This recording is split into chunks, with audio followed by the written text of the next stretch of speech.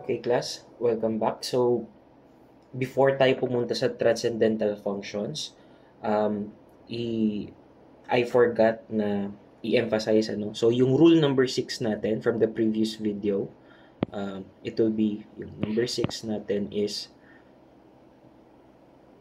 the derivative of a radical function u.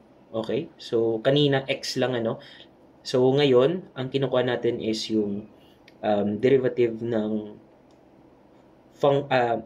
derivative ng radical or square root of u, wherein u is a function of x. Okay? So, that's the rule number 6 na dinerive natin kanina is ang kalalabasan nito ay since ang square root of u is just equal to your u raised to 1/2, the answer for this is 1/2 times u raised to negative 1/2. So, magiging square root ng u sa denominator. Tama?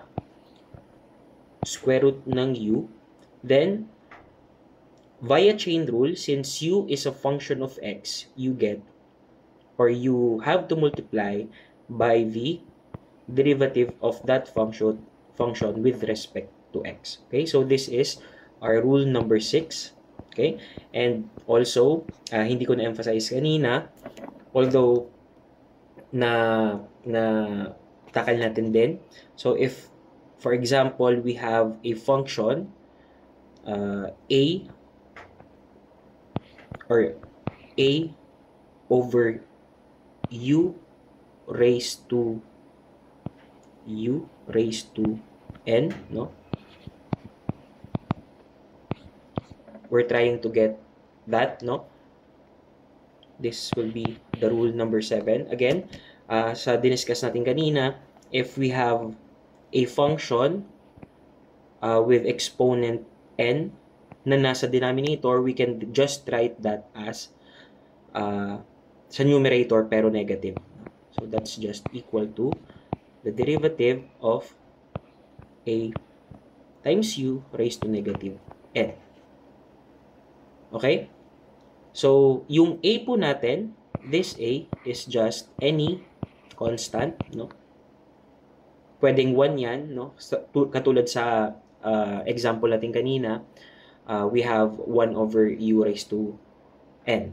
Okay? So, same lang po yan dito, wherein instead na 1, yung constant natin is generally represented by the constant a.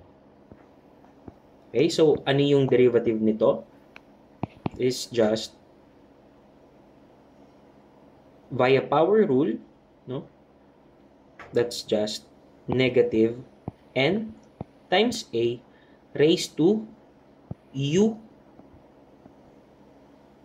raised to negative n minus 1.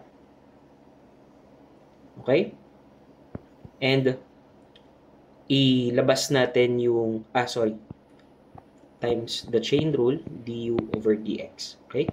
So, let's rewrite this, no? Negative n times a. Pwede nating ilabas yung negative exponent. So, negative n plus 1, no? Times du over dx. Okay, so pwede natin tong term na to ilagay na lang sa denominator since meron siyang negative exponent. We'll have negative n times a over u raised to n plus 1 times the chain rule du over dx. Okay? So, ito po yung derivative ng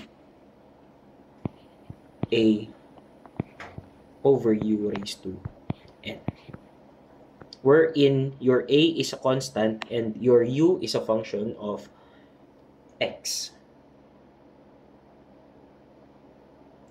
Okay? So, para hindi masyadong humaba yung video, ikat ko muna dito and next video, mag-start na talaga tayo sa transcendental functions.